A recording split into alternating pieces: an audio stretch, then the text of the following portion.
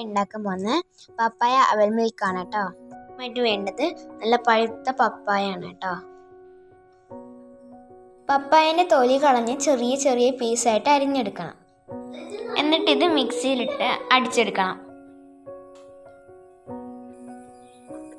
നെയ്യ് വീത്തി അവൽ ചൂടാക്കി എടുക്കണം. അവല് നല്ല ക്രിസ്പി ആയിട്ട് വരുന്നവരെ ഇളക്കി കൊടുക്കണം.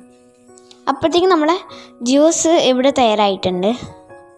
പപ്പായ എല്ലാം നല്ല ഇതായിട്ടുണ്ട്, എല്ലാം അടിച്ചെടുത്തിട്ടുണ്ട് കേട്ടോ.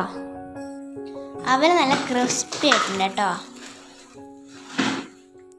അതിലേക്ക് കപ്പലണ്ടി ഇട്ടെടുക്കാം. നമ്മുടെ നാട്ടിൽ കപ്പലണ്ടി എന്നാണ് പറയണേ, നിങ്ങളുടെ നാട്ടിൽ എന്ത് പറയണേ? ഓക്കെ. എന്നിട്ട് നിങ്ങൾക്ക് വേണമെങ്കിൽ നട്ട്സ് ഇട്ടെടുക്കാം കേട്ടോ. അതിനുശേഷം പപ്പായ അടിച്ചെടുത്തതിൽ കൂടെ ചെറുപഴം ഇട്ട് കൊടുത്ത് ഒന്നും കൂടെ നന്നായിട്ട് അടച്ചെടുക്കണം.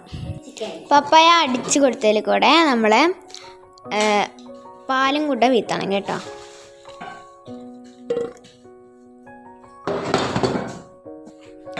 പിന്നെ പഞ്ചസാരയും കൂടെ ഇട്ട് ഒന്നും കൂടെ അരച്ചെടുക്കണം.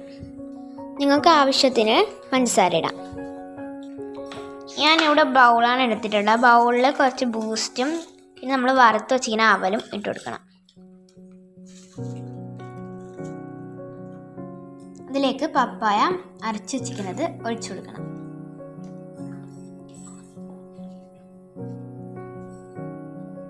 അതിലേക്ക് നമ്മൾ വറുത്ത് വെച്ച അവൽ കുറച്ചും കൂടി ഇട്ട് കൊടുക്കണം.